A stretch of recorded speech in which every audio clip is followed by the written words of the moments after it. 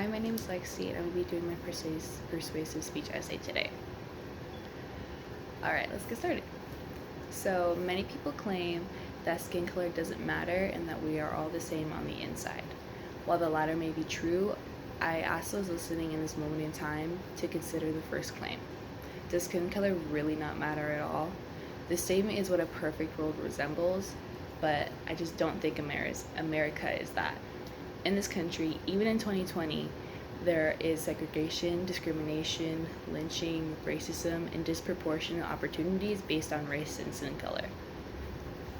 In fact, in the US alone, the risk of being shot and murdered by a police officer is 2.5 times more likely as a black person than as a white person. According to a study conducted by Frank Edwards, Hedwig Lee, and Michael Esposito, Black people in America are disproportionately affected by white privilege and systematic racism and are continually dismissed by ignorance by other races with comments such as, "I don't see color," "All lives matter," and "Skin color doesn't matter." But the truth is, it does. It always has, and instead of ignoring it, we need to push forward and make efforts to change this narrative. As a society, our job is to come together and dismantle the system of oppression and others by using our privilege, knowledge, and civil power to call out racism and change it and protect our peers from it. But in order to do so, one has to understand their privilege in order to move forward. Whether it be white, Asian American, white passing, Latinx, etc., knowledge is power. So these next steps are actions that everyone can take in understanding their role in the fight against racism and ending it. So one of the ways that we can end this, or at least move forward in changing the narrative, is that we all need to be actively anti-racist. I know this sounds like a given, but it's not as cut and dry as it sounds. Being anti-racist isn't simply choosing not to participate in racism or not agreeing with racist ideas. Anti-racism is actively calling out people, systems, ideas, comments, etc. That are racist. It's important for people to be actively anti-racist because for hundreds of years people have been really passive about it and nothing has really changed.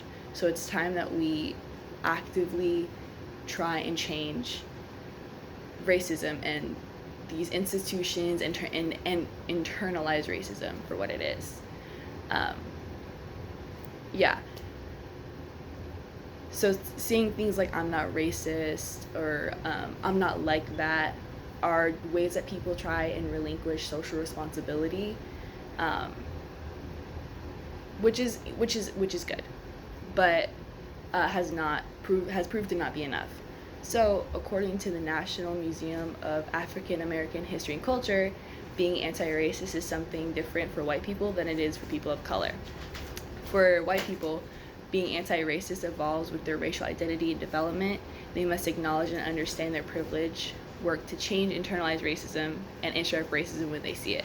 For people of color, it means recognizing how race and racism has been internalized and whether it has been applied to other people of color. Being anti-racist is not easy and can be uncomfortable for a lot of people, as it can invoke conversations with family, friends, workers, employees, etc. And can be really uncomfortable and sometimes unsafe. But if we can call out these oppressive systems, then they can fall. So the next point I'm going to bring up is privilege, which is a huge part in understanding our role in racism and how we can stop it personally and holding ourselves accountable. So getting into that, understanding what privilege is and what it isn't is key to moving forward. So there are a lot of misconceptions and misunderstandings about what privilege is and what it isn't. Many people misunderstand privilege as devaluing their experience, their life story, and kind of their struggles and what they go through. And they assume that it's assuming that they had an easier life or had an easy life in general because of their skin color. But this is not true, and everyone has their own issues, their own struggles, just based on life and what it is. And no one's necessarily trying to discredit that. But according to Psychology Today, the privileged in any setting, want to believe that their lack of stigma is earned and not a matter of chance. They take credit for their status as fully fledged members of their group. To do any less would be to acknowledge that they could easily have found themselves among the marginalized and stigmatized. And the one thing that the authorized in any group must insist upon is that they are not like the stigmatized. The fiercest defense of a privileged status is to doubt it. So recognizing privilege is recognizing one's advantages in a situation that a person of color would not have, or opportunity, for example. An example of this is being pulled over by an officer. Many white people or white passing people in a situation, their worst case scenario is getting a ticket or going to jail or being apprehended, but for black people or other people of color, the narrative is different. Their worst case scenario is death. Some ways that people can use their privilege for good is including not calling the cops unless absolutely dire, and if you do need to call the cops, taking that responsibility to talk to them first and give them an accurate and depiction of what's happening without making it seem worse and possibly endangering a black person or a person of color in general. Remembering that it's different, and it's different for you to be hurt than for them to be killed, because you can heal, but they can't come back to life. So understanding privilege is key to fighting racism, because people can use their privilege for good and for change in this country, and understanding that privilege is inevitable in this country is key to using it to dismantle the systematic and internalized racism and protect those who don't have the same luxuries. So, now that we covered privilege and being anti-racist and being active in fighting against racism, I think it's also really important that we discuss being a voice for people who don't have a voice, but also realizing that we can't yell over those who do.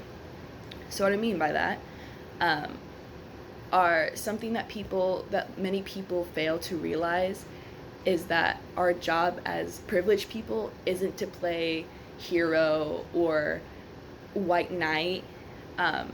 It's to help others suffering from that oppression and those systems of oppression, and giving them a safe place and a platform to rise up and speak and be active safely, because that's a luxury that we have that they don't necessarily have. A really big example of that were the protests about the COVID-19, and there was large groups of majorly white or white passing people that were demonstrating with guns, and it was still called a peaceful protest. But as you can see with all the new police brutalities against black people, with the actual peaceful protest with no guns, no weapons, no nothing, it's called rioting.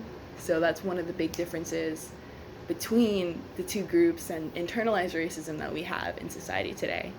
But getting back on track, part of our jobs is to provide these spaces and opportunities for these people to speak their experiences without letting other privileged people take that spotlight that isn't ours to take, if that makes sense. So it's we need to work with them to dismantle these systems of oppression and racism, rather than yell over them and take the spotlight, as I said before.